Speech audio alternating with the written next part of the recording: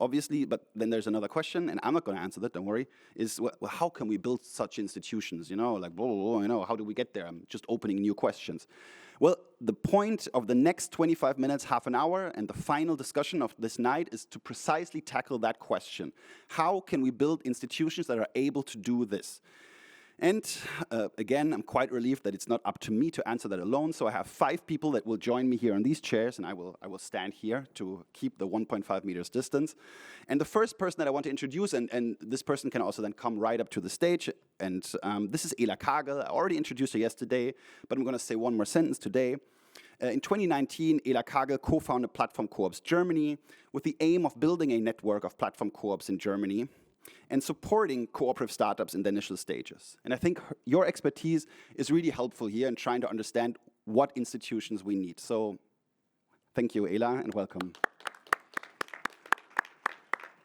The second person that I want to welcome to the stage has not been introduced yet, and this is Luca Pastorelli. Luca is an expert of the cooperative and social economy. As the head of DIESIS, he is in charge of the overall coordination and strategy of an ecosystem of social and solidarity networks from over 20 countries. And over the years, he has coordinated and carried out cross-border studies, research and activities to serve the needs and priorities of social economy enterprises and cooperatives. So welcome, Luca. And the third person I'd like to welcome is Jan Zygmuntowski. He's an economist interested in development studies and the political economy of technology. He's the co-president of the Polish Network of Economics, and here today in his function as the program director at CoopTechHub, which is the first Polish center for platform co-ops. So a warm welcome as well to Jan. Next up is Agirre. She's one of the co-founders and worker owners of TAZEBAEZ, an innovation group that works intensively in the innovation consultancy, education, and communication fields. In the last year and a half, she has been part of the team behind Platform Co-ops Now. It's been referenced many times yesterday and today. And this course taught over 1,051 students from over 57 countries. So that's amazing, and that will help us figure out how we go on from here. Welcome, Anna. One person is still missing, so last but not least, I welcome Josemari Luzarraga. Josemari is the co-founder of the Mondragon Team Academy, an international community with 2,122 team entrepreneurs in 115 startup co-ops and 13 social innovation labs that operate in 4 different continents. And yes, I had to read that because it was so many numbers, and it's quite impressive. As a serial social entrepreneur, Josemari has co-founded many co-ops and social business startups. So a warm welcome also to you, Josemari.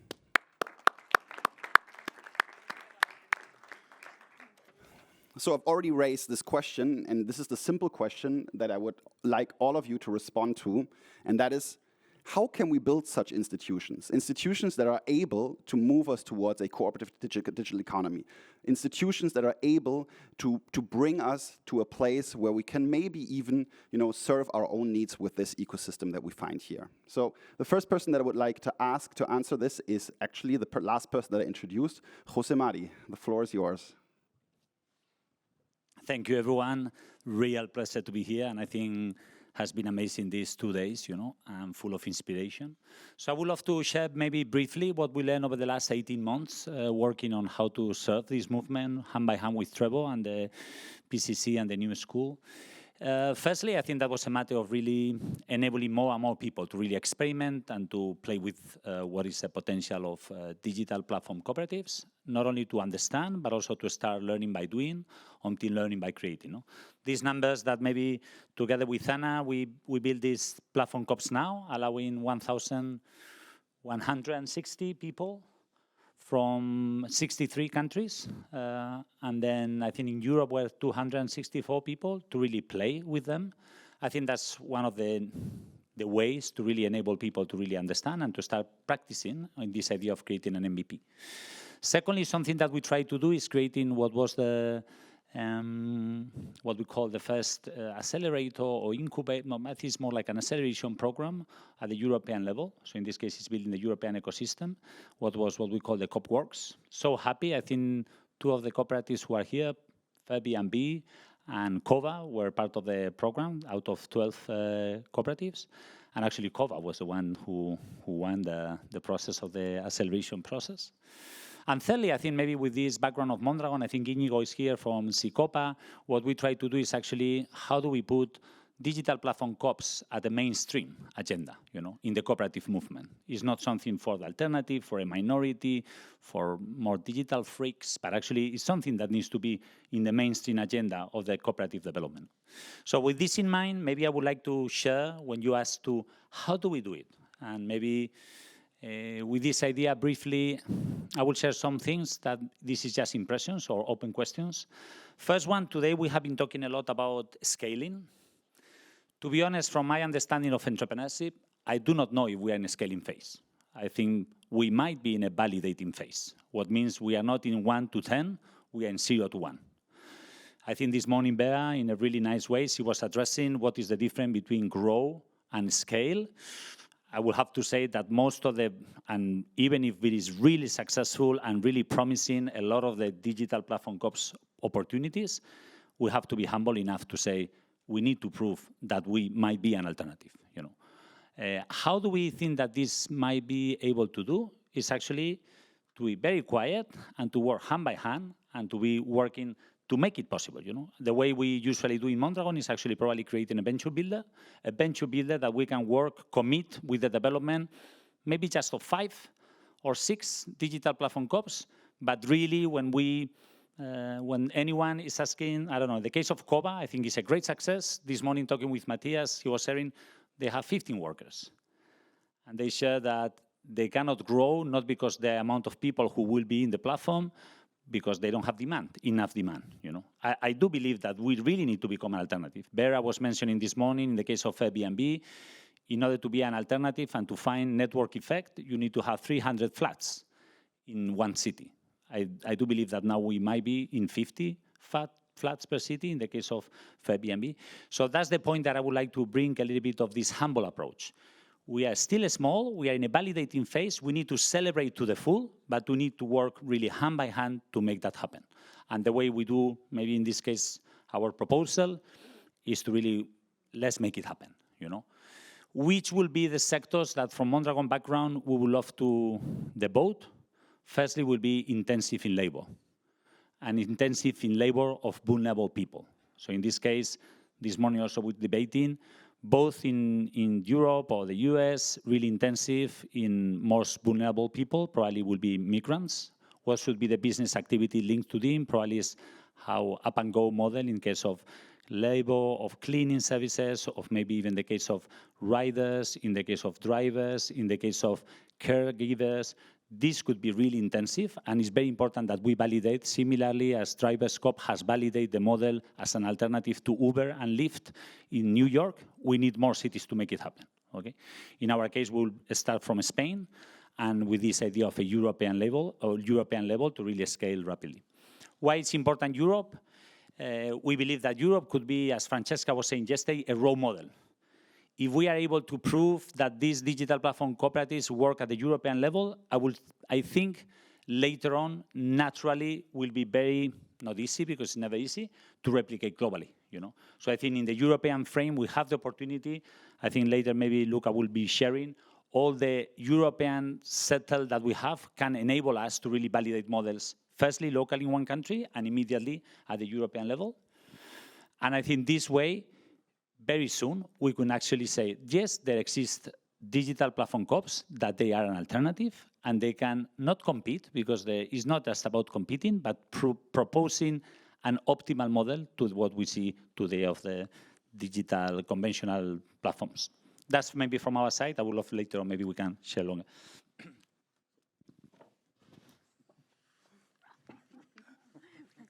Directly, but not with the same mic. So yeah, from my perspective, in the last 2 years, I've been totally out of my field, because before those 18 months that I started working with Trevor and Jose Mari in the platform co-ops, now I was just a regular worker, owner, co-founder of my co-op, and I've never been a techie.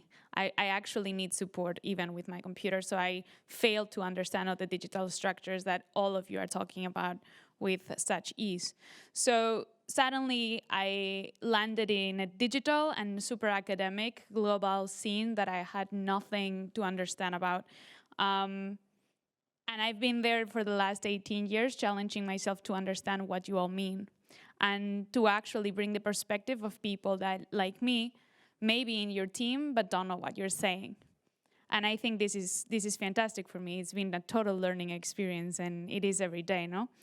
And not only this, I was elected as one of the people in the Harvard Research and Data Co-op sprints that we're doing, and I got to work with people that were even more in the academic field than the practitioner, and actually brought to me the idea of how do we make this useful for people like me, which are the entrepreneurs that look at you in, you know, sometimes with not even knowing. Because the worker cooperative, for me, is the real cooperatives. I always argue this. Those are, and linking to Stacko's talk before, worker cooperatives are the ones that really own their time, own their labor, and own the decisions that they make. They are the ones that when they take the decision in General Assembly, it affects themselves. So I think this is the reality of owning your time, and this is what Arizmendiarrieta used to say, when you own your labor is when you are really your life. And I think that the digital platform co-op movement really needs to take this into account in terms of how do we bridge those two fields, you know, the more academic, the more digital, and the more worker-owned, because for me, this is the real challenge from us. And I'm not in this field, but I am truly a believer. So for me, the European environment needs to show an example and really become a worker-owned digital platform co-op movement, because I think we have the chance to actually lead this scenario since some of the best examples of worker ownership are in Europe, right? So why not also some of the best examples of digital platform co-ops and worker ownership together being from Europe as well? And I come to you from two different perspectives. On the one side, the platform cooperative movement that we did with Platform Co-ops Now course, that I think needs, for the European ecosystem, needs or demands stronger connections among countries that we are building little by little, month by month, week by week, by meeting all together. A better mapping of what's going on, a better follow-up, because I think the more examples we have, the more inspiring we're going to be, and the more people are going to join the movement, even beyond what the co-ops reach today, because I think the digital platform co-op movement is actually one of the best possibilities that we have for bringing people beyond the cooperative movement to the actual cooperative movement. And I think we need structures of follow-up and support, not only at the beginning when people are learning how to take on their project of entrepreneurship, but actually a year or 2 years later, because those are the main challenging years. What do you do when you start growing? And I think those moments are the ones that, as we did in TAZEBAEZ, when we had 2 years, you start hiring, you start firing, you start making new members, you start firing new members, and then what do, you know, and you don't have those structures of follow-up. So I think it is in our hands to create those structures for the years to come. And then I also bring to you the perspective of the ICA Youth Committee that I belong to, right? I'm the VP for Europe, so I need to bring this in the table.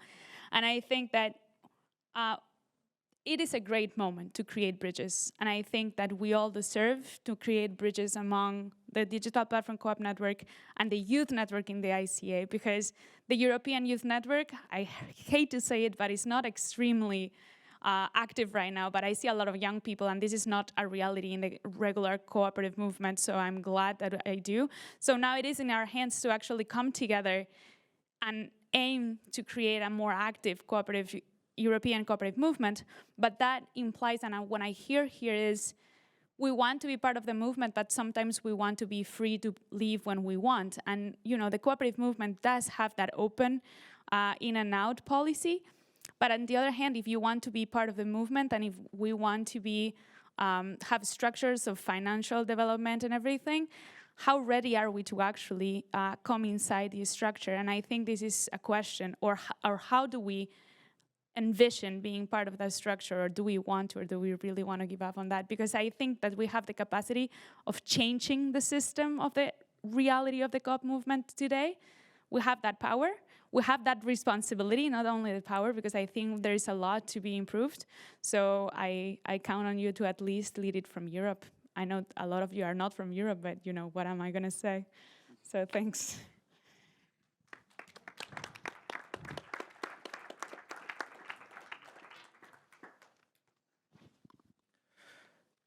So I'll try to go from grassroots and local to the regional and European.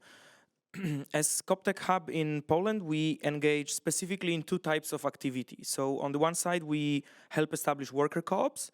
On the other side, we help municipal co-ops. So here we follow the institutional model. We especially talk to coal-dependent regions where we say just transition doesn't have to be, again, a market transition. It can be based on job guarantee, on co-ops. And a common need that is there, apart from finding proper platforms, so software tools, from business models, all of this stuff, is just education. So to give you just one example, I always ask the students at my university, third year of bachelor studies in management, and I just ask them, what is a co-op? And it goes straight to what you said, that young people are not in this space. Usually, nobody knows what is a cooperative. They have no idea that there is even a legal structure like that. So once we satisfy this educational need, what we usually see is that it's not actually about legal stuff. It's not about the infrastructure. It's usually about networking. So they need network building, and it's both the municipal ones and it's also the worker co-ops. Usually they need networking mostly because they just don't trust in themselves. They feel they have no capacity to do it, so they ask, okay, who did it? Can we learn from someone? Has anyone reached a level that shows it's sustainable, or is it some kind of utopian dream? And I think that what it shows is that our currency is not money. Our currency is solidarity. This is what we have as the main value that we can exchange. And it goes to the regional level. We have these two hacks that I see. The first hack is that instead of competing, we cooperate. So we build federations. And I'm not even thinking about federations as in social franchising, so horizontally, right? The same type of business, just in different locations. I'm thinking about collaborations between different types, so that instead of competing for VC money, we start using interoperable services, and we start co-investing in each other. So we and our co-op invested and is a cooperative member of Airbnb, and we would love to see more of it, so that we bring these real ties between each other.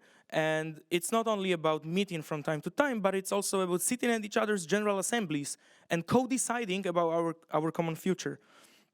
And then the other side of it is this know-how transfer. So instead of treating what we learned, both in terms of knowledge, but also the software, as intellectual property that we have to guard because it's our competitive advantage, we should engage as deeply as we can in the transfer of know-how. So share the software, share the knowledge, do it on this basis of reciprocity, because this is how we kind of escape this commodity of commodification of knowledge and of data.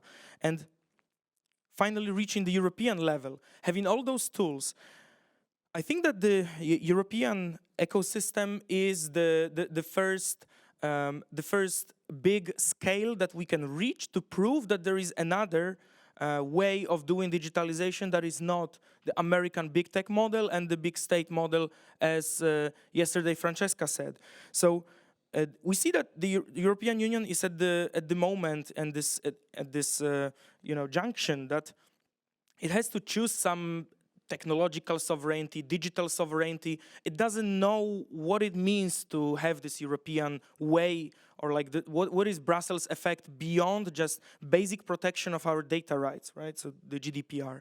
And I think if we prove that our collaboration across Europe can work and that we can build this economic democracy in the digital economy, this will be a proof that this actually is what the European way is about. And I don't want to say it in a imperialist way, as this will be the new European standard and then we will export it to the world. But I think it will bring hope to other places that it can be done, and that it is actually possible to kind of unwind what happened to the internet. Because at the beginning, the internet was something very different. It was interoperable, it was open, it was democratic, it was bottom up. And if we can unwind it here, then we will, just as on a local level, we see everybody's asking, okay, but who did it sustainably, and like, who can we learn from? I hope that Europe can be a beacon like this, and we need more of a cooperations like we're building right now. Thank you.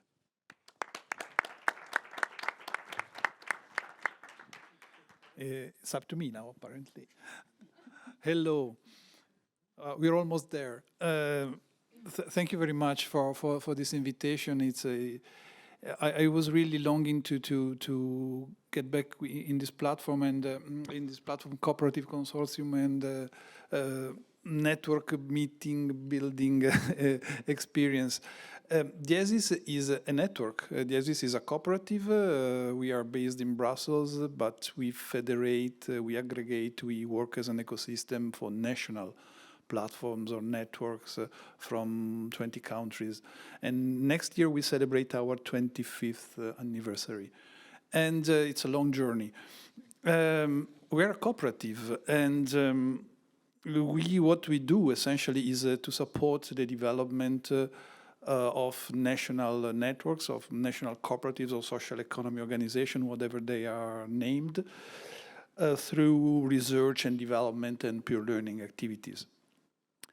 And we got interested into the platform COPs in 2017-18, more or less.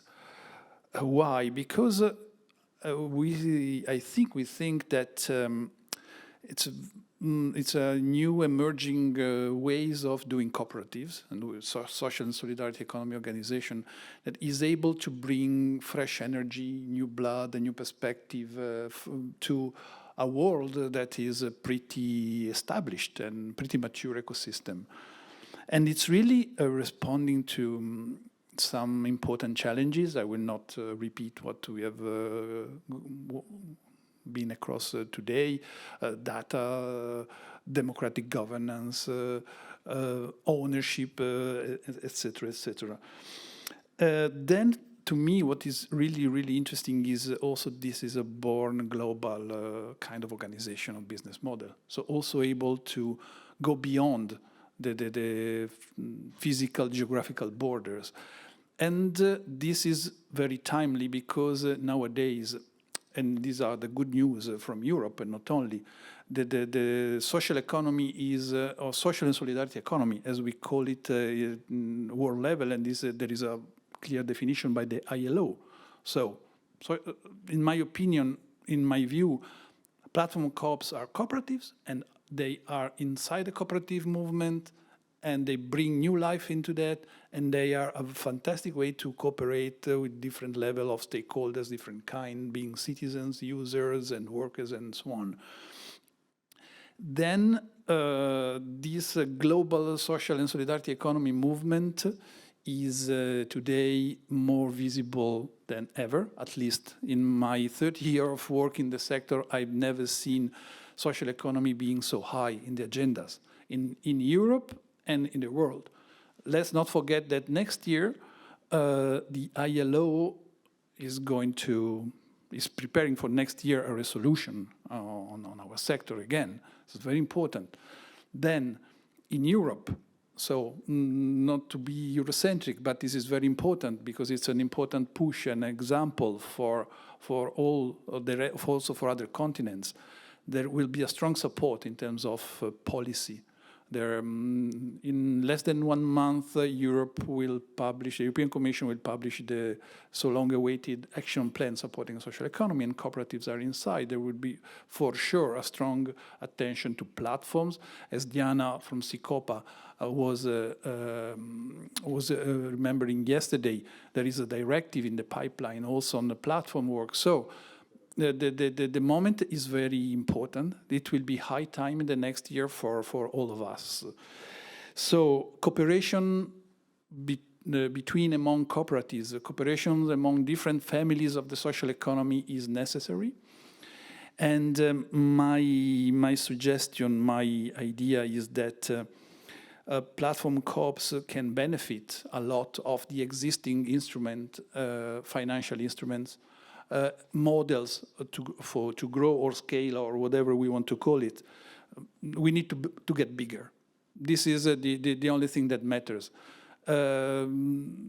We have strong, very clear experiences in franchising, in consortium. DIESIS was born on the idea of the Italian consortium. So this is a second-level cooperatives or a multi-stakeholder cooperatives, call whatever you want. But I think that everyone needs to find the most adapted tool to grow. This can be different from region to region or to country. What matters is that we are able to grow. Then platform COPs can, as I was saying, take benefit of the existing federation, the existing platforms, and this is very important. There are already financial support mechanisms from the sector. So you don't have to go to private bank necessarily, because there are already cooperative banks or cooperative financial institutions. Then, to me, what is quickly on the legal frameworks, I'm not obsessed. I would not be obsessed by looking for a specific law. There's a lot of legal frameworks on social and solidarity economy and cooperatives. This morning we have heard a lot about social cooperatives. Italian social cooperatives today are 12,000 more or less and employs 500,000 people, roughly. This year they celebrate the 30th anniversary of the law that established this kind of, or better, not established, acknowledged or recognized something that was there in the reality since 15 years. So first, people started self-organizing and creating this kind of new animal, like exactly today is happening with the platform COPs. After that, they were using niches, just bending a little bit what was existing in terms of legal framework. And then after proving that they existed and they were really solving societal problems that were there, because the welfare state was not able to cope with the needs of the population, they got the law. But in my opinion, I've never seen a law creating the reality. It's always been the other way around. So I don't know how much time is left, probably none. So I stop here.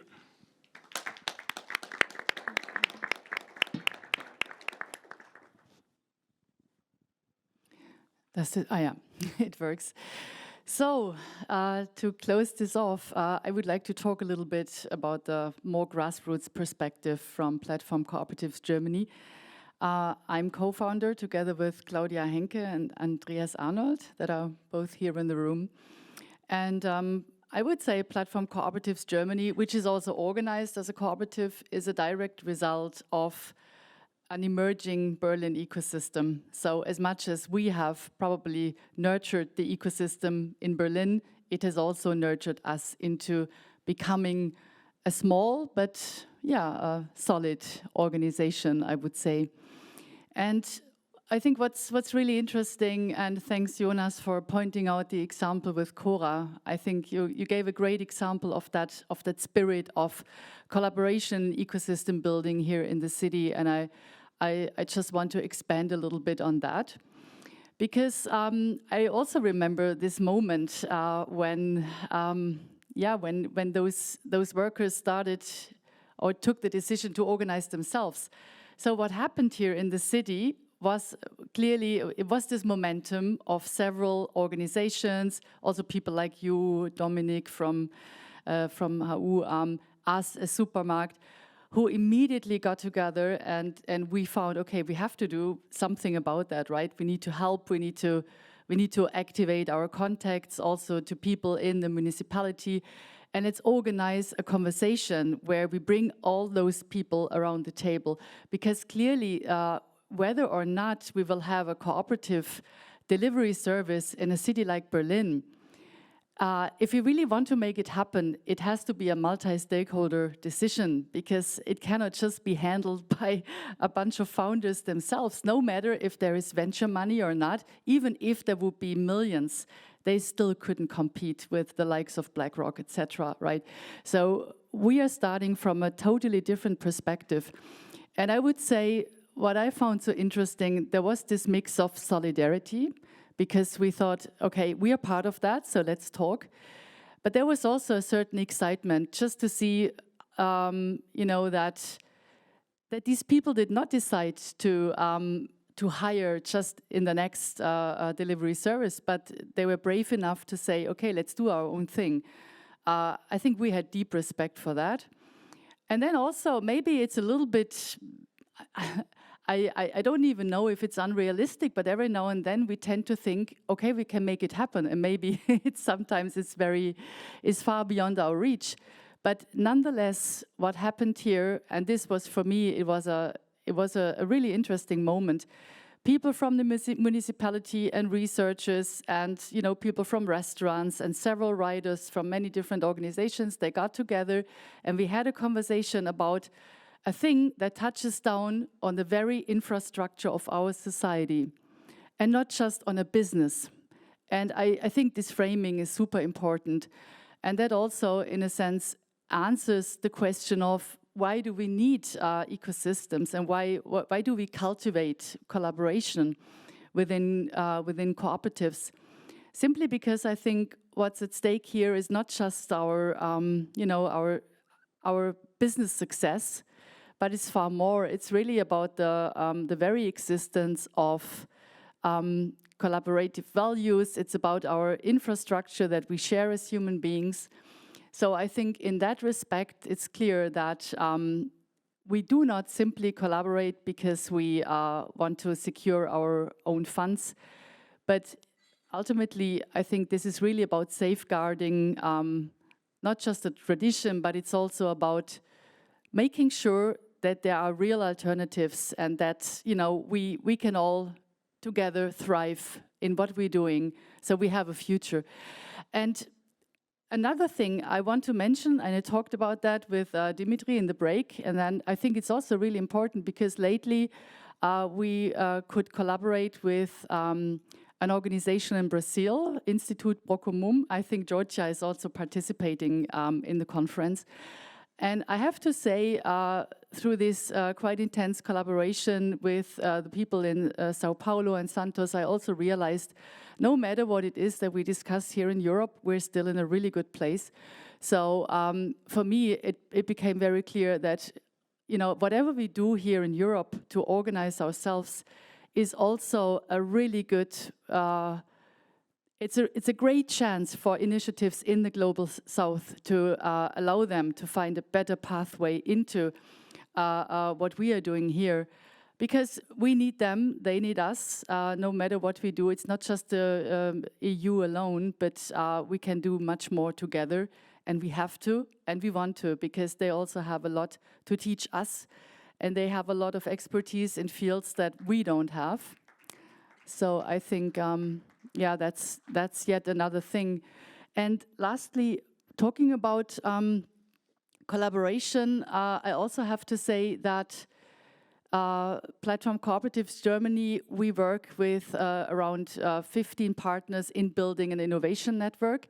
All these partners naturally have a big need to enter the European market or a global market because they have a digital business model at their core, meaning they are addressing peoples and markets all over the globe, basically. So it's quite natural for them to reach beyond their jurisdictions, their currency borders, whatever, to tackle the complexity they are facing on a daily basis.